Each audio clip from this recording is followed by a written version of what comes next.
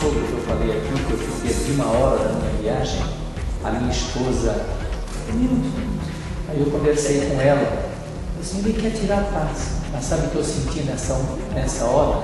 Agora eu conhecendo, era nesse livro que você estava mostrando, eu estava lendo isso, eu senti nessa hora um desespero de uma pessoa de 82 anos. Sim. Eu falei para ela, para a minha esposa, eu senti o desespero dele. Sim. Será que isso é verdade ou isto que o Nilson falou? A vida está acabando e eu não tenho sentido. É porque isso aí joga o cara no vácuo, né? Ele cai no niilismo, no nada. Como é que o Paulo e Jesus tratava os mentirosos? Cuidado com essa gente.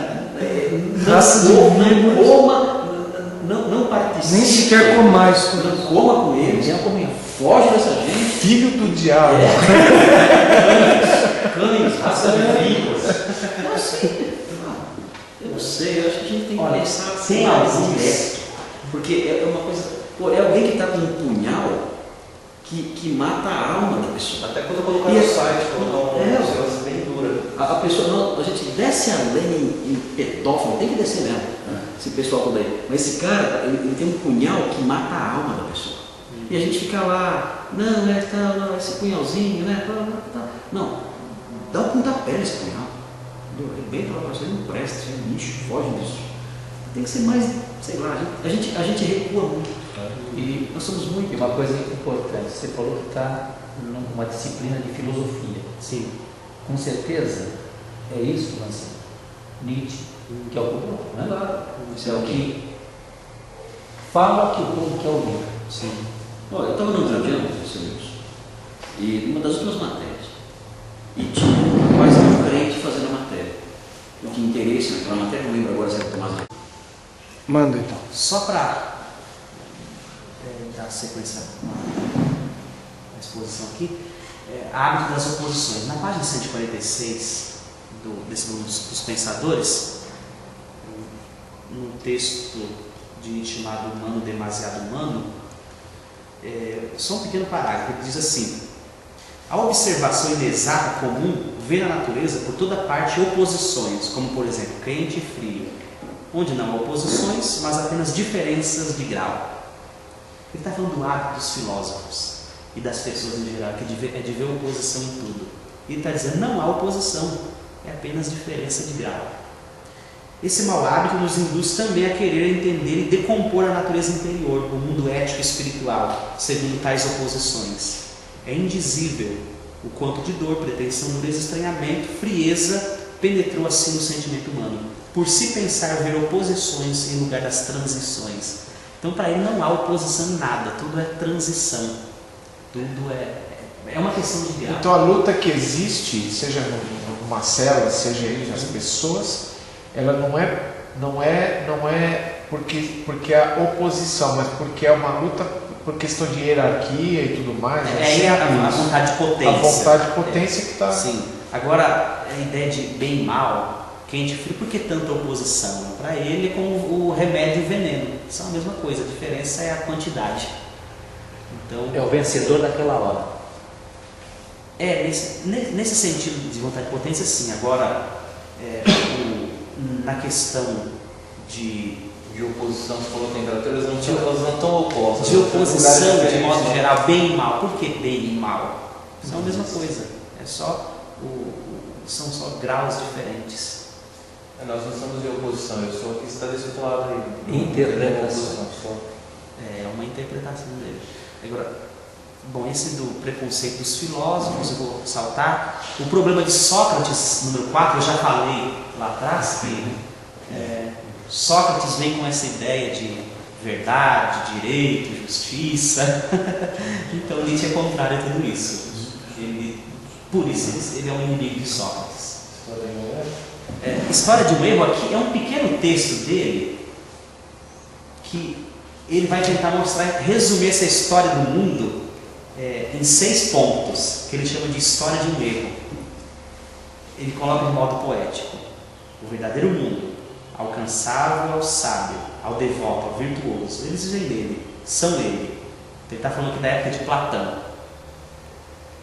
Depois ele evolui para o verdadeiro mundo, inalcançável por hora, mas prometido ao sábio, ao devoto, ao virtuoso.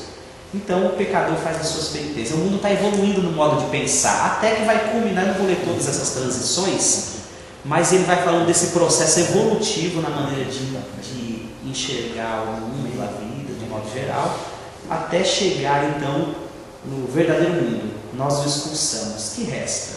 Que mundo resta? O aparente? Talvez, mas não. No verdadeiro mundo expulsamos também o aparente. Então até que a gente chega no auge do pensamento. Então o mundo caminha nesse processo.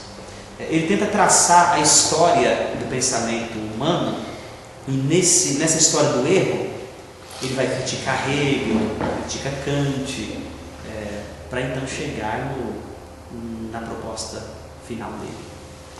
Cristão anarquista. E antes de falar do cristão anarquista, só para mencionar essa parte, fracos e fortes. Então você já deu para entender quem são os fracos e quem são os fortes. Os cristãos e todos aqueles que acreditam em alguma coisa são fracos. Aqueles que precisam de uma verdade para viver. Precisam de uma verdade para viver, precisam de um sentido para viver. A verdade não está no corpo. O corpo não precisa dela. Se eu preciso dessa complementação, eu sou um fraco. É isso mesmo. E Nietzsche extemporâneo. Eu não vou ler, mas eu já comentei. Ele diz claramente que ele não está escrevendo para as pessoas da sua época. Ninguém o entenderia. Ele está escrevendo para o futuro. Nem eu não entendo. Nem na minha época. Chegou aí. Futuro escatológico. Deixa eu finalizar agora com... Meu Leandro. Deixa eu finalizar com aquele texto, Marcos Samuel, o texto... Provérbios. É um texto sobre o cristão e o anarquista. Deixa eu ver que é Crepúsculo dos Ídolos. É o outro. Eu não... É só um comentário que eu escrevi aqui sobre... Manda para nós esse daí por e-mail. Esse texto, eu escrevi esse comentário sobre uma... A gente pode pôr isso ali no site? Pode sim. É um corpo? Legal. É bom dar uma... Tem um setor lá de artigos e... Sim. É bom olhar bem, sim, porque isso daqui é bom olhar. É bom dar uma olhada para ver se não vai ser muito chocante para quem não está acostumado a lidar com isso. A gente vê. Porque eu estou trabalhando o texto ele sem emitir opinião, fazendo lá o papel do historiador da filosofia. É só olhar e dizer o que ele está dizendo sem emitir uma opinião. Então não sei se pode ser chocante. Mas deixa eu só... Deixa eu só descer um pouco mais. Sobe um pouquinho, por favor. Isso, o parágrafo 34, a partir dali.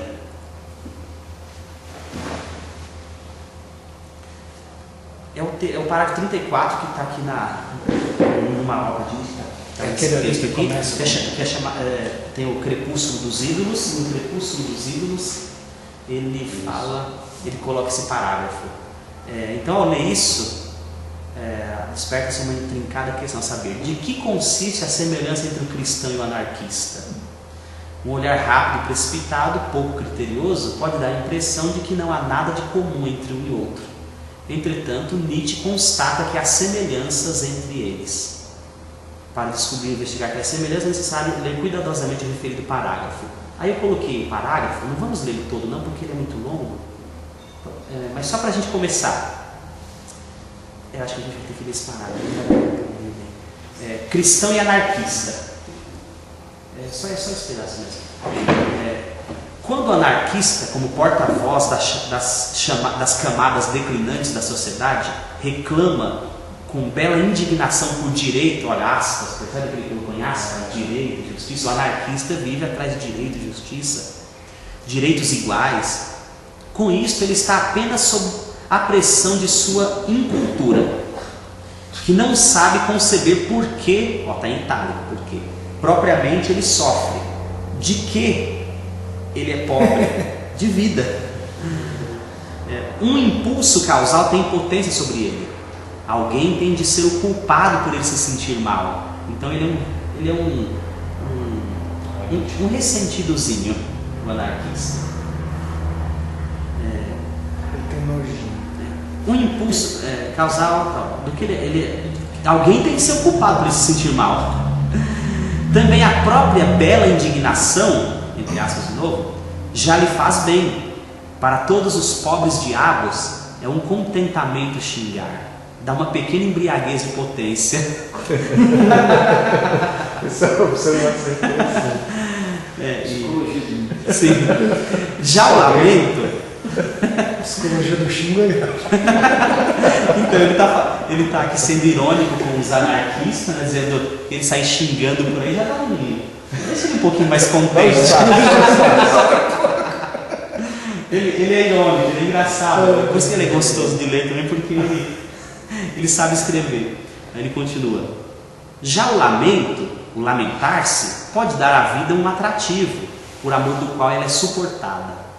Há uma refinada dose de vingança em cada lamento. Lança-se seu mal-estar, e mesmo em certas circunstâncias sua má qualidade. Ele lança ao rosto daqueles que são de outro modo como uma injustiça, como um privilégio ilícito. Se eu sou uma canelle, tu também deveria ser. Com essa lógica se faz a evolução. Então essa é a lógica do anarquista. Já que eu estou nessa situação, então você também tem que ficar. O lamentar, em certo caso, presta para algo. Provém da fraqueza. Imputar seu mal-estar a outros ou a si próprio. Ou seja, ele está querendo se vingar. O anarquista é um vingativo. Como fazem respectivamente o socialista e o cristão. Então, isso que eu ia falar o comunista também. Acabou de falar o socialista. O socialista e o cristão. Não faz propriamente nenhuma diferença. Opa, ele já está nivelando o anarquista, o socialista e o cristão. O que há em comum? E dizemos também o que há de indigno nisso é que alguém tem de ser culpado de que se sofra. Em suma, que o sofredor se receita contra seu sofrer, o mel da vingança. Então o anarquista só quer se vingar. Os objetos dessa necessidade de vingança, como necessidade de prazer, são causas ocasionais. O sofredor encontra por toda parte causas para esfriar sua pequena vingança. Se é cristão, dito mais uma vez, encontra-as em si. O cristão e o anarquista são ambos, aqui a palavra francesa, né, décadents, ou decadentes, né? São ambos décadents. Mas também, quando o cristão condena, calunia, conspurca o mundo, ele o faz pelo mesmo instinto pelo qual o trabalhador socialista condena, calunia, conspurca a sociedade. Mesmo o juízo final é ainda um doce consolo da vingança. A revolução, tal como a espera também o trabalhador socialista, só que pensado um pouco mais longe, mesmo o além, o além da vida, mesmo o além, para que um além, se não fosse o meio de conspurcar o aquém? Ele olha a esperança cristã com maus olhos, como se fosse uma revanche que me consola do sofrimento agora. Sim, eu não tenho esperança de um dia melhorar, eu tenho esperança de que as pessoas que agora se dão bem vão sofrer. Vão se dar mal. Sim, aqui, é claro que o que ele está falando aqui do cristianismo, a gente sabe que não é assim. Mas o que há de interessante aqui nesse texto é que o anarquista, que se diz superior ao cristão, de repente é reduzido ao que ele condena. Exatamente, ao que ele condena. Então, para uma boa compreensão deste parágrafo, é importante que nos remetamos ao contexto maior da obra de Nietzsche, no que tange às suas impressões sobre o cristão. Segundo ele, houve a decadência, ou decadência, né? Houve a decadência da humanidade desde que Dioniso foi banido do mundo grego, quando o infortúnio chamado moralidade cristã se abateu sobre o ser humano.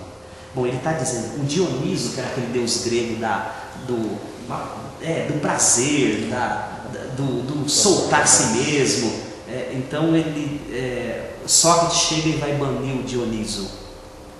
Só sobra Apolo, o Apolíneo, que é mais regrado. Bom, enfim, então acabou chegando na moralidade cristã. A moralidade pelo cristianismo é de rebanho, uma moralidade dos fracos, fundada no ressentimento. É isso que ele está dizendo. Rebanho é a expressão dele mesmo. Por isso eu coloquei entre aspas. Os preceitos elevados do cristianismo,